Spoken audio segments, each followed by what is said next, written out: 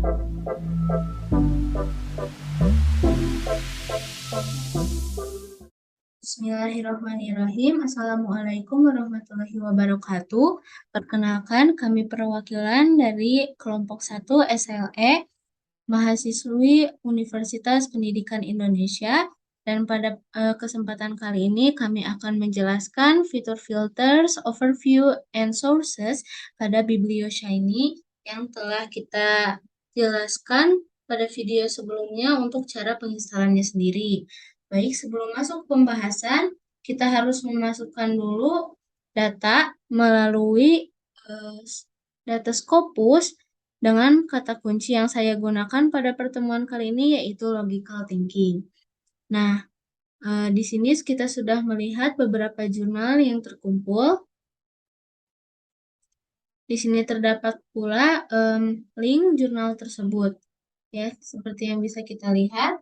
Lalu langsung saja kita masuk ke fitur filters.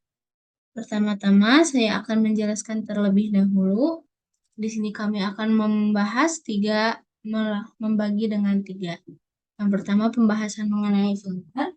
Filters ini memproses sebuah dokumen, beberapa dokumen, dan menyaringnya sesuai dengan ketentuan yang kita pilih. Dan pada fitur filter kali ini kita dapat melihat jumlah data yang terkumpul, seperti misalnya pada yang sudah saya lingkari.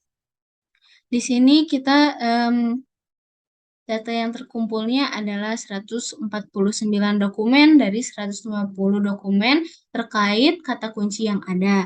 Dan source-nya atau sumbernya terkumpul semua yaitu 118. Dan di sini kita bisa melihat bahasa yang terkumpulnya adalah dari bahasa Cina, Inggris, Itali, Jepang, Persian, dan Spanish. Lalu untuk penyaringannya sendiri ada berdasarkan tahun terbitnya ini itu.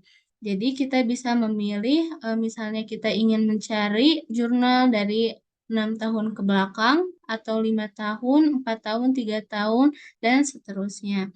Sampai tahun yang tertentu di sini yaitu 2022. Dan di sini kita bisa melihat juga tipe dokumen yang terkumpul. Pada kata kunci kali ini kita mengumpulkan tipe dokumen berupa artikel dan review. Dan di sini ada rata-rata di citasi per tahunnya atau average citation per year. Nah, di sini kita bisa menyaring juga ingin berapa, nanti akan terproses sendiri oleh BiblioShiny-nya. Langsung saja kita melihat contohnya sendiri di web. Nah, di sini kita sudah masuk ke fitur filters. Misalnya kita ingin melihat kumpulan jurnal atau data dari tahun 2020. Lalu kita run. Nah, di sini sudah terkumpul data dari tahun 2020 sampai 2022. Dan di sini filternya berubah, jumlah dokumen, source, dan author yang terkumpulnya. Untuk dari 2020 sampai 2022, kita dapat melihat yang terkumpul hanya 83 dari 150 dokumen yang ada. Dan sumbernya juga hanya 62 dari 111 sumber yang ada. Dan autornya sendiri hanya ada 265 dari 437. Sisanya masih sama. Dan baik, seperti itu mungkin contohnya. Langsung saja kita masuk ke overview. Pembahasan overview kali ini digunakan untuk mengetahui informasi utama atau main information pada BiblioShiny yang menunjukkan beberapa poin penting yang biasa kita cari, seperti autor setiap dokumennya atau dokumen dari setiap autor, co-autor dari dokumen, dan kolaborasi autor yang terkumpul. Nah, untuk lebih jelasnya, pada kata kunci logical thinking kali ini sudah saya perlihatkan. Di sini terdapat autor untuk setiap dokumennya ada 27.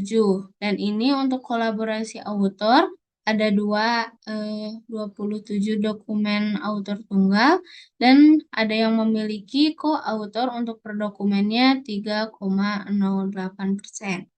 Nah, seperti yang kita lihat, langsung kita lihat ke websitenya saja, di overview dan main information. Nah, ini seperti yang tabel kita lihat tadi. Kalau ingin melihat plotnya bisa kita lihat seperti ini. Nah, sudah terperoleh dari tahun 2020 sampai 2022. Karena ini kita masih menggunakan filter yang telah kita masukkan sebelumnya. Jadi, source-nya hanya 62, dokumennya hanya 83, dan autornya hanya 265. Jika kita ingin mengubahnya dari 2016 kembali, kita harus mengklik run lagi sampai datanya sudah terfilter, lalu kembali ke main information. Nah, langsung terupdate sendiri. Nah, kita bisa juga melihat di tabelnya untuk lebih jelasnya. Mungkin seperti itu untuk main information. Langsung kita masuk ke annual scientific production atau produksi ilmiah tahunan. Dan ada gabungan angka pertumbuhan tahunan yang merupakan istilah dari kalangan bisnis untuk rasio kemajuan geometris yang menyediakan angka konstan.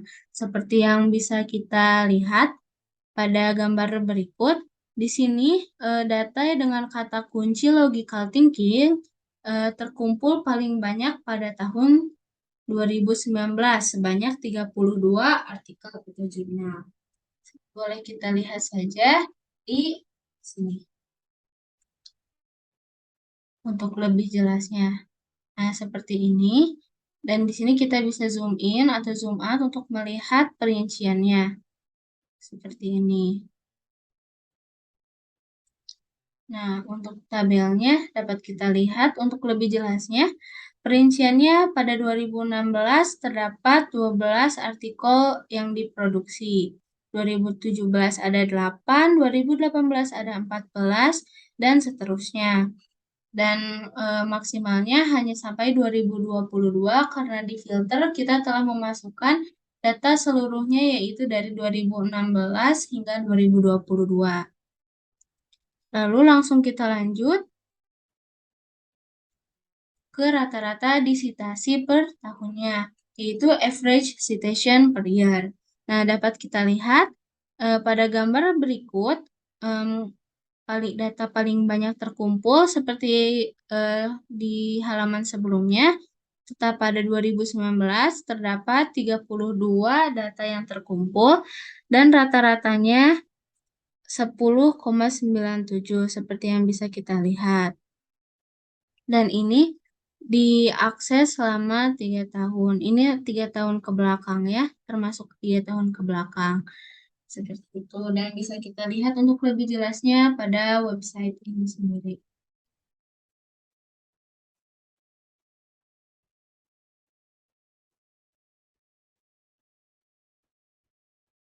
Nah, seperti ini.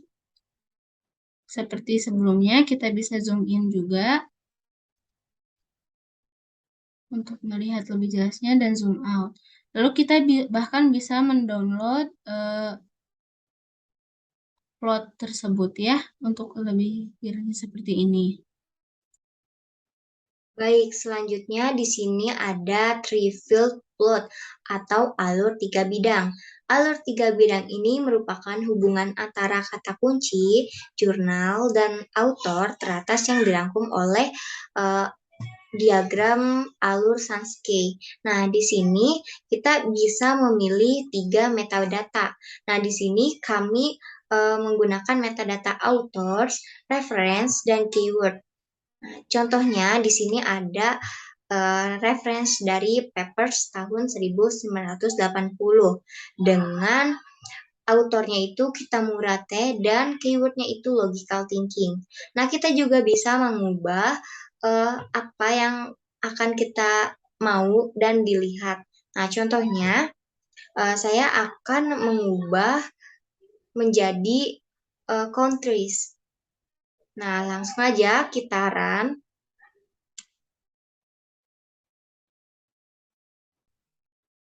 Nah, ini dia hasil dari setelah kitaran.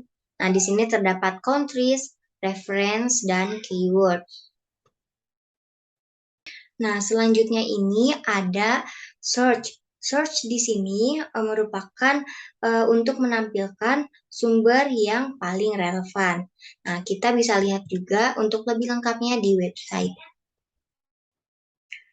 Yang pertama ini ada most relevant search atau menampilkan sumber yang paling relevan. Di sini kita bisa melihat banyaknya jumlah dokumen yang paling relevan. Nah, yang pertama ini terdapat beberapa dokumen yang paling relevan ini ada 5 jumlahnya. Nah, untuk lebih lengkap kita juga bisa melihat di tabelnya. Untuk lebih melihat lebih banyaknya, kita bisa klik option yang ini dan show all. Nah, di sini kita bisa melihat search dan banyaknya artikel. Seperti ini. Nah, contohnya juga ada Journal of Logistics, Informatik, and Service Science berjumlah 1 artikel.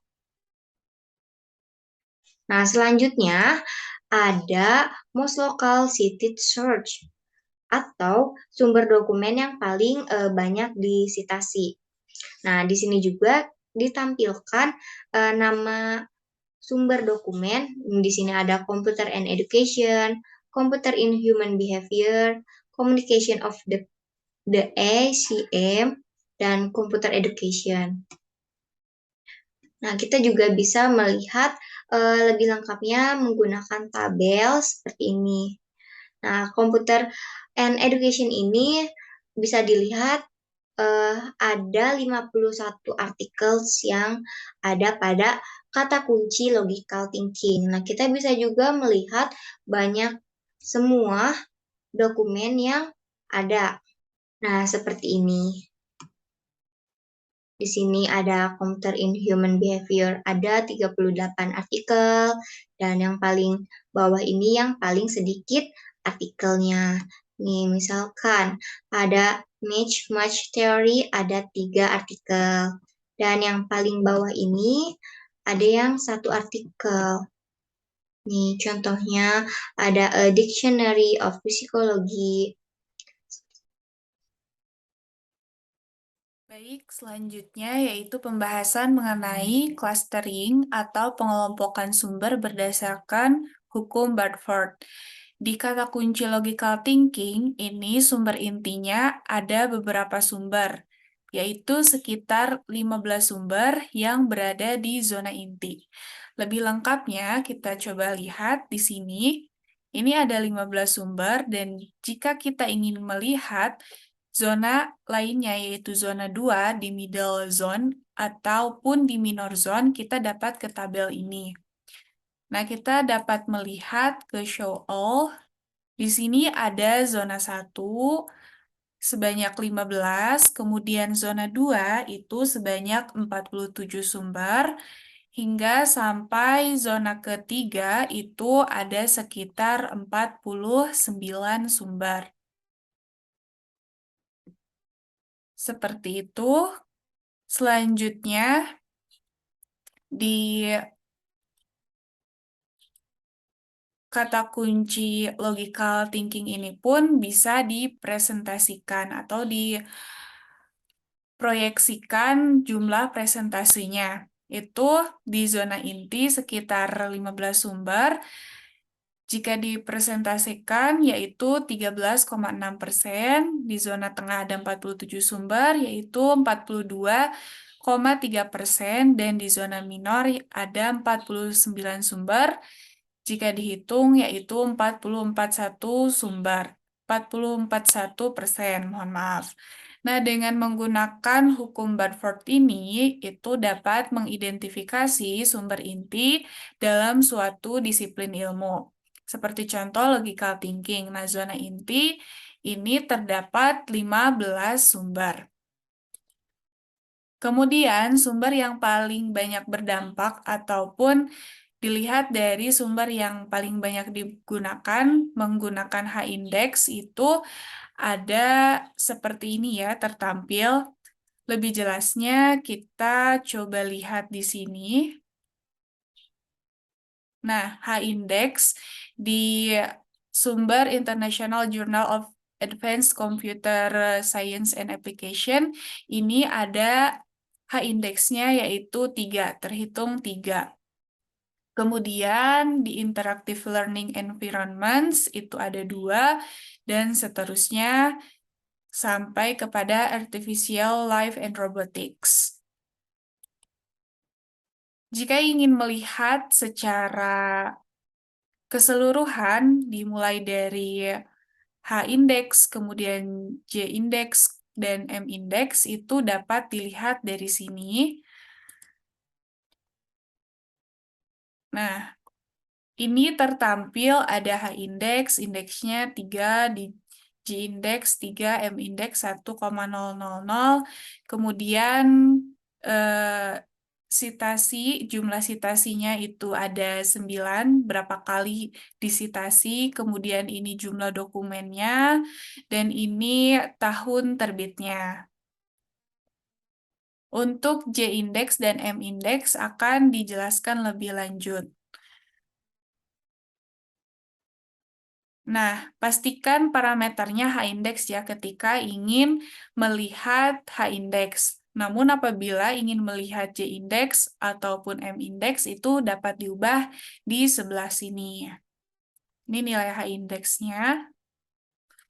Selanjutnya, nah ini dia H-index atau Hirsch Index merupakan sebuah tolak ukur bagi seorang penulis untuk mengetahui nih banyaknya sebuah karya disitasi dalam karya lain dalam H kali. Tadi sempat tertampil ya berapa kali suatu karya itu disitasi. Kemudian untuk M-index itu didefinisikan sebagai H per N, yaitu H-nya sebagai H-index dari sini, diambil dari sini, dan N-nya sebagai lamanya dalam tahun sebuah karya ilmiah dipublikasi. Misalkan suatu karya ilmiah dipublikasi pada tahun 2018. Nah, sekarang 2022, jadi sudah sekitar 4 tahun karya itu dipublikasi. Untuk menghitung M-index-nya, kita lihat dari H-index yang dibagi dengan N atau lamanya dalam tahun sebuah karya ilmiah. Untuk J-index yaitu sebagai bentuk pengembangan dari H-index yang dikenalkan oleh Eagle pada tahun 2006 untuk menghitung rata-rata eksisnya sitasi secara global. Untuk mengetahui lebih lanjut mungkin ya dari J-index itu kita bisa lihat dari sini. Ataupun dari sini juga terlihat ya, ini antara H-index dan J-index tidak terlalu jauh beda karena memang perhitungannya pun tidak terlalu beda seperti itu. Baik, pembahasan selanjutnya ini sudah tertampil di layar ya, H-index, M-index, dan J-index itu sudah sempat ditampilkan. Mungkin lebih lengkapnya kita lihat di kata kunci logical thinking. Baik, selanjutnya itu ada dinamika penggunaan suatu sumber per tahunnya. Itu ada dari 2016 sampai hingga 2022. Dan ini di tahun 2021 dengan sumber dari RISTI ya, Revista Ibérica de Sistemas e Tecnologías de Informática, itu paling banyak disitasi pada tahun 2021 sebanyak 5 kali. Sebagai penjelasannya mungkin dapat dilihat di sini ya, tertampil ini ada 5 buah cumulate occurrence-nya. Baik, ada ini IEEE, akses, kemudian interactive learning environments. Bisa dilihat perkembangannya dari tahun ke tahun, mulai dari 2016 hingga ke 2022. Baik, mungkin cukup sekian yang dapat kami sampaikan. Terima kasih. Mohon maaf apabila ada kekurangan. Wassalamualaikum warahmatullahi wabarakatuh.